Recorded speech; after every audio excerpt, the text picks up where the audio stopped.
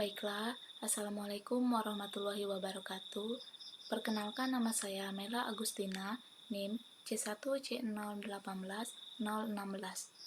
Di sini saya sebagai moderator sekaligus pemateri akan mempresentasikan hasil tugas saya mengenai tinjauan terhadap ilmu keperlakuan dalam perspektif akuntansi.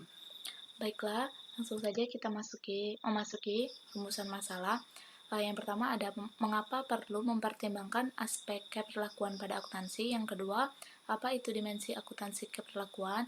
Yang ketiga, bagaimana lingkup dan sasaran hasil ilmu keperlakuan. Yang keempat, bagaimana lingkup dan sasaran hasil dari akuntansi keperlakuan.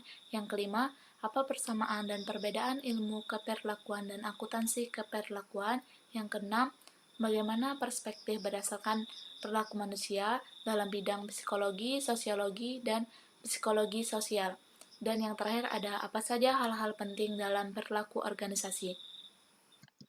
Baiklah, pembahasan yang pertama mengenai mempertimbangkan aspek keperlakuan pada akuntansi. Ada dua. Yang pertama, akuntansi adalah tentang manusia. Berdasarkan pemikiran perilaku, manusia dan faktor sosial secara jelas didesain dalam aspek-aspek operasional utama dari seluruh sistem akuntansi.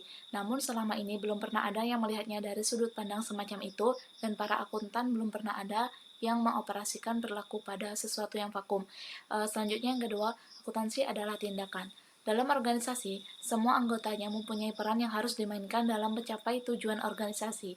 Peran tersebut tergantung pada besarnya porsi tanggung jawab dan rasa tanggung jawab anggota tersebut terhadap pencapaian tujuan. Lewat akuntansi, berbagai realisasi dalam anggaran dapat diwujudkan dan terus-menerus berdampak pada pola tindakan individu yang ada dalam organisasi tersebut.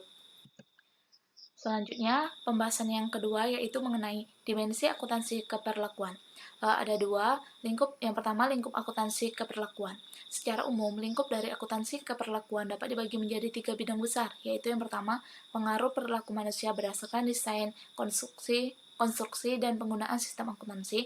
Yang kedua, pengaruh sistem akuntansi terhadap perilaku manusia. Yang ketiga, metode untuk memprediksi dan strategi untuk mengubah perilaku manusia.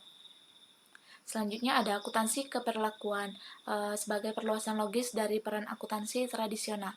Bentuk lanjut dari gambaran ekonomi suatu perusahaan secara logis memerlukan aplikasi dari prinsip-prinsip pengungkapan penuh. Untuk itu, diperlukan suatu masukan informasi keperlakuan guna melengkapi data keuangan dan data lain yang segera dilaporkan. Selanjutnya, mengenai lingkup dan sasaran hasil ilmu keperlakuan. Istilah ilmu keperlakuan adalah penemuan yang relatif baru. Konsep tersebut begitu luasnya sehingga lebih baik lingkup dan isinya digambarkan dari awal. Ilmu keperlakuan mencakup bidang riset manapun yang mempelajari, baik melalui metode eksperimentasi maupun observasi, perilaku dari manusia dalam lingkungan fisik maupun sosial. Selanjutnya mengenai lingkup dan sasaran hasil dari akuntansi keperlakuan. Pada masa lalu, para akuntan semata-mata fokus pada pengukuran pendapatan dan biaya yang mempelajari pencapaian kinerja perusahaan di masa lalu guna memprediksi masa depan. Mereka mengabaikan fakta bahwa kinerja masa lalu adalah hasil masa lalu dari perilaku manusia, dan kinerja masa lalu itu sendiri merupakan suatu faktor yang akan mempengaruhi perilaku di masa depan.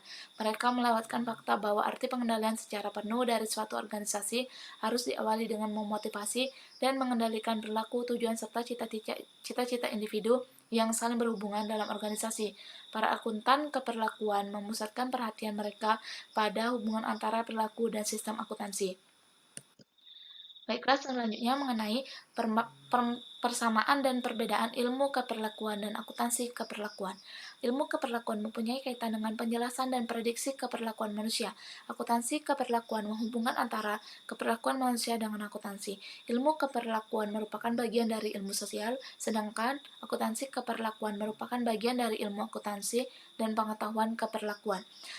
Perbedaan penting antara kedua golongan tersebut dalam hal itu target hasil, fokus, pendidikan, keahlian, dan fungsi masing-masing. Pembahasan selanjutnya mengenai perspektif berdasarkan perilaku manusia dalam bidang psikologi, sosiologi, dan psikologi sosial. Psikologi merupakan ilmu pengetahuan yang berusaha untuk mengukur, menjelaskan, dan terkadang untuk mengubah perilaku manusia.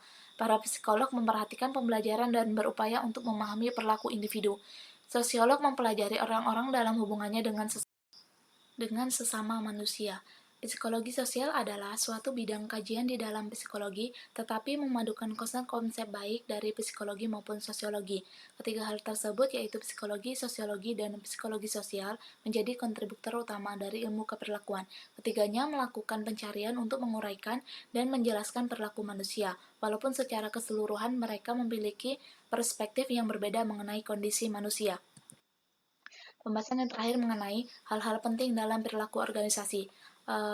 Ada beberapa teori perilaku organisasi yang mencerminkan inti yang ditangani oleh teori-teori, yaitu yang pertama ada teori peran.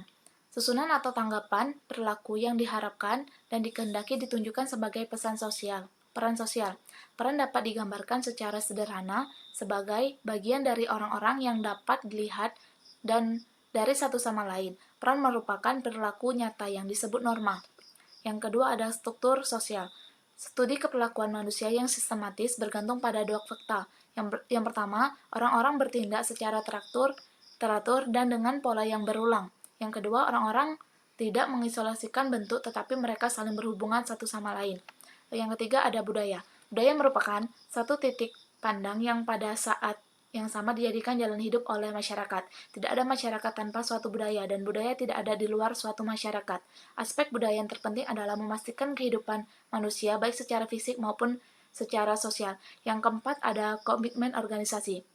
Merupakan tingkat sejauh mana seseorang karyawan memihak pada suatu organisasi tertentu dan tujuan-tujuan serta berniat untuk membangunnya dalam organisasi tersebut. Selanjutnya ada konflik peran. Konflik peran merupakan suatu gejala psikologis yang dialami oleh anggota organisasi yang bisa menimbulkan rasa tidak nyaman dalam bekerja dan berpotensi untuk menurunkan motivasi kerja. Selanjutnya ada konflik kepentingan. Banyak bukti riset yang menunjukkan bahwa konflik kepentingan pekerja dan keluarga sangat merugikan karyawan dan perusahaan. Hasil penelitian tersebut perlunya manajemen perusahaan untuk mengambil kebijakan yang menginterpretasikan kepentingan pribadi. Nah, yang terakhir ada pemberdayaan karyawan. Untuk melaksanakan pemberdayaan karyawan, biasanya organisasi menyusun dan menentukan visi dan misi organisasi. Di samping itu, perusahaan melaksanakan pula rencana strategis dan berbagai macam pelatihan yang berkaitan dengan pemberdayaan karyawan, seperti membangun kerjasama tim. Nah, baiklah, itulah penjelasan dari saya mengenai tinjauan terhadap ilmu keperlakuan dalam perspektif akuntansi. Dapat ditarik kesimpulan yaitu akuntansi keperlakuan merupakan bagian dari disiplin ilmu akuntansi yang mengkaji hubungan antara perilaku manusia dan sistem akuntansi, serta dimensi keperlakuan dari organisasi di mana manusia dan sistem akuntansi itu berada dan salah keberadaannya. Akuntansi keperlakuan percaya bahwa tujuan utama laporan akuntansi adalah memengaruhi perilaku dalam rangka memotivasi karya tindakan yang diinginkan. Akuntansi keperlakuan diterapkan dengan praktis menggunakan riset ilmu keperlakuan untuk menjelaskan dan memprediksi perilaku manusia. Akuntansi selalu menggunakan konsep, prinsip, dan pendekatan dari disiplin ilmu lain untuk meningkatkan kegunaannya. Nah, sekian hasil presentasi dari saya. Apabila ada kesalahan, saya mohon maaf. Saya akhiri. Wabillahi taufiq wal hidayah. Wassalamualaikum warahmatullahi wabarakatuh.